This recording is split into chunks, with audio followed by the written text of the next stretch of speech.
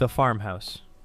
The isolated farmhouse in George A. Romero's 1968 film, Night of the Living Dead, established the zombie safe zone death trap as a cinematic trope.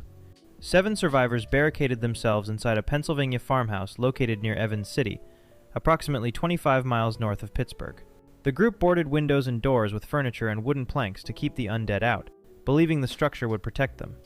However, internal conflict between Ben and Harry Cooper about whether to stay upstairs or hide in the cellar divided the group and weakened their defenses. Harry Cooper's refusal to cooperate and his constant antagonism created fatal vulnerabilities in their survival strategy. The zombies eventually breached the barricades and overran the farmhouse during the night. Ben survived by retreating to the cellar, only to be shot by a rescue posse the next morning who mistook him for a zombie. The film was shot on a budget of approximately $114,000 and grossed $12 million domestically, earning over 250 times its budget. This represents the foundational example of the zombie safe zone failure, demonstrating that isolation alone isn't protection when internal human conflict proves as deadly as external threats. Crossroads Mall. The Crossroads Mall in Zack Snyder's 2004 remake of Dawn of the Dead seemed like the perfect fortress with its thick walls, ample supplies, and defendable entrances. A group of survivors, including Nurse Anna, police officer Kenneth, and security guard CJ, initially encountered hostility from mall security before establishing an uneasy truce. They systematically fortified the mall, cleared out zombies, and settled into a temporary domestic routine that lasted for weeks. Andy, a gun store owner, became stranded across the zombie-filled parking lot, and survivors attempted to send him supplies using a dog named Chips. Nicole made the catastrophic decision to drive across the parking lot to rescue the dog she had only known for a few hours. Tucker died in the sewers during the rescue attempt to save her, and their breach of the mall's security allowed zombies to flood inside. The entire complex became overrun within minutes, forcing survivors to accelerate their desperate escape plan using armored shuttle buses. Of nearly 15 original survivors, only 4 made it onto the buses alive. One person's emotional attachment to an animal destroyed what had been a sustainable refuge, proving that human irrationality can be as deadly as the undead themselves in a supposed safe zone. Fort Pastor. Fort Pastor was Wisconsin's military installation that survivors in Dawn of the Dead believed would provide rescue and safety. Newcomers arriving at the Crossroads Mall in a delivery truck brought devastating news that shattered any remaining hope. The group, which included driver Norma and businessman Steve, reported that Fort Pastor had been completely overrun by zombies in a single day, despite its military presence and weaponry. This information meant the mall survivors were truly on their own, with no help coming from any organized authority. The fort's fall in just 24 hours proved even military might couldn't stop the outbreak when the infection spread at exponential rates. This off-screen disaster represents how quickly supposedly secure government installations can collapse, transforming a promised safe zone into another death trap in a matter of hours. Daejeon Station. The promised sanctuary at Daejeon Station in the 2016 Korean film Train to Busan turned into a massacre zone for desperate passengers. The survivors aboard the KTX 101 bullet train from Seoul received orders to disembark at Daejeon, where military and police had reportedly been deployed to contain the infection. Seok-woo was even promised by his company that an extraction team waited specifically for him and his daughter at the station. When passengers disembarked believing they had finally reached safety, they instead discovered that all deployed soldiers and police had already been infected. Massive hordes of zombified military personnel ambushed the survivors throughout the station complex. Passengers fled back to the train in panic, with many becoming infected while rushing through doors they opened without checking what waited behind them. Some didn't notice zombies positioned behind the doors until it was too late, becoming infected within seconds of exposure. The film became the first Korean film of 2016 to break 10 million theatergoers by August 7th and grossed $98.5 million worldwide on an $8.5 million budget. The station's central location between Seoul and Busan meant its fall left survivors with nowhere to go but forward, proving that advertised military safe zones can become the deadliest traps of all. Manchester Blockade. The 42nd blockade outside Manchester in Danny Boyle's 2003 film 28 Days Later broadcast radio messages promising protection and salvation from infection. The British Army had erected this military checkpoint on the M602 motorway, 27 miles northeast of Manchester, tasked with protecting the city from the infected. Major Henry West and his soldiers transmitted repeated broadcasts, claiming they had the answer to the infection and offering safe refuge.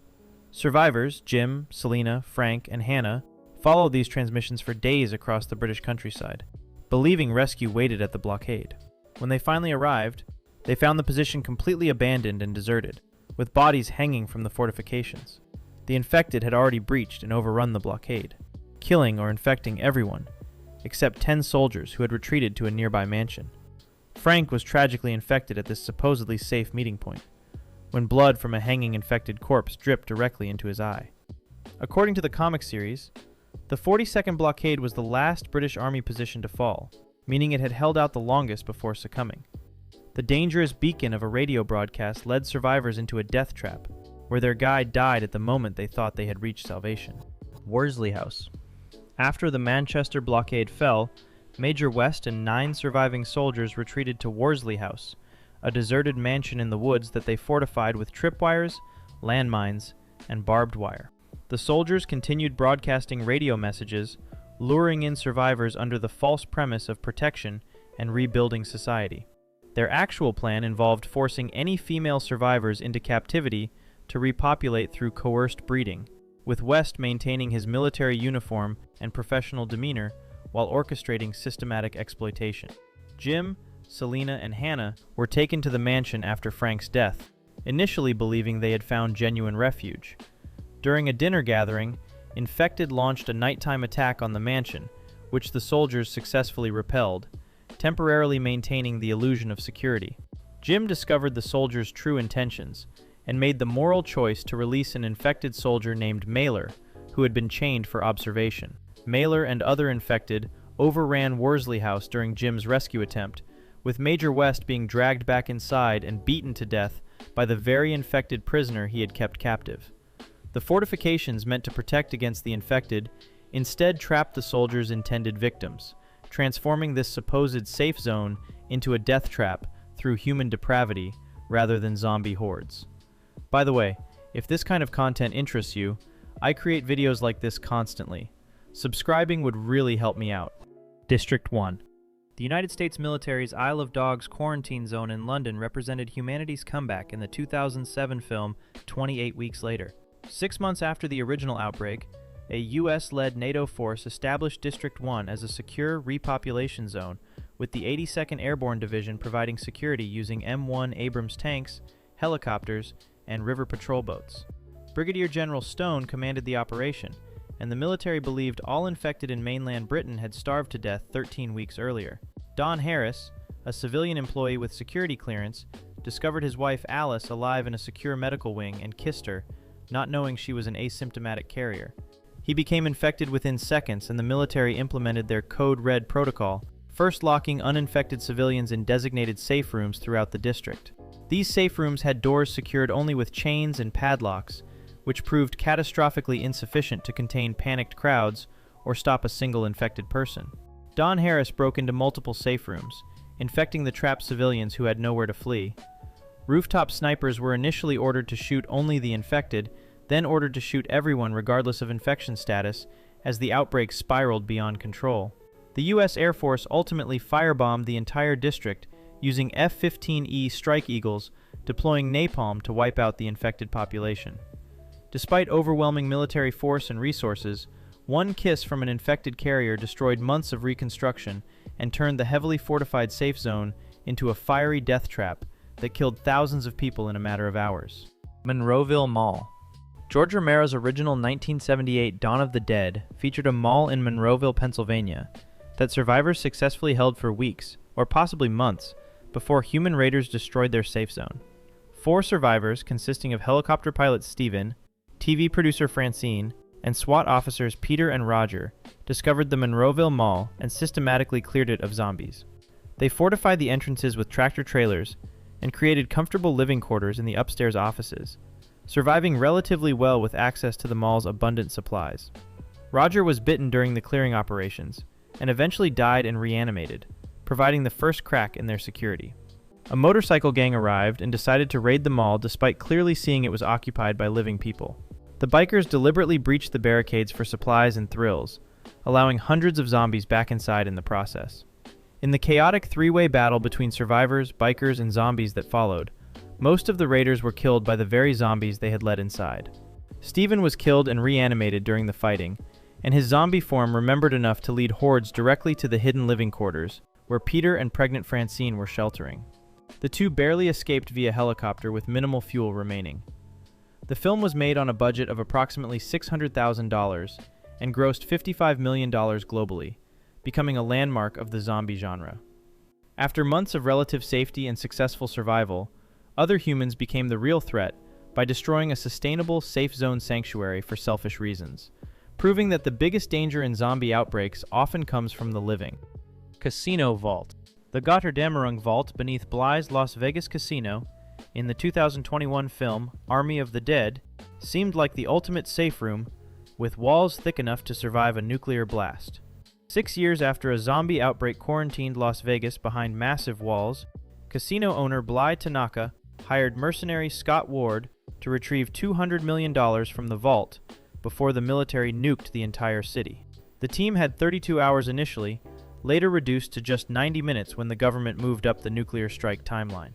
German safecracker Ludwig Dieter was recruited to open the vault, since Tanaka claimed not to have the combination for security reasons. The real mission involved Martin, Tanaka's head of security, secretly obtaining alpha zombie samples for military bioweapon research, rather than retrieving any money.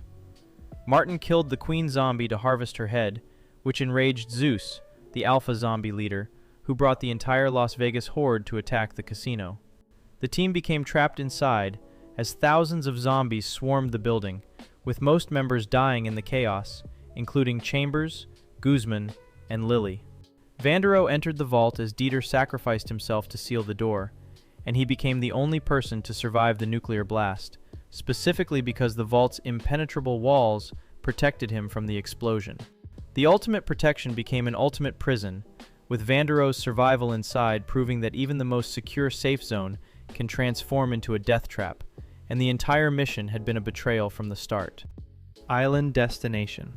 At the conclusion of Dawn of the Dead in 2004, the survivors' desperate escape to an island in Lake Michigan seemed like their salvation after losing so many people at the mall. After the Crossroads Mall was overrun, 4 survivors fought their way through zombie hordes to reach the marina using armored shuttle buses they had reinforced with snowplows, metal bars, barbed wire, and weapon slits. The plan involved taking a yacht to an island that would theoretically be safe, since zombies couldn't swim across open water. The group sacrificed 11 of their original 15 members just to escape the city and reach the boats. Post-credits found footage shows the survivors approaching their destination island on the yacht, with the camera revealing that the beaches are absolutely swarming with zombies.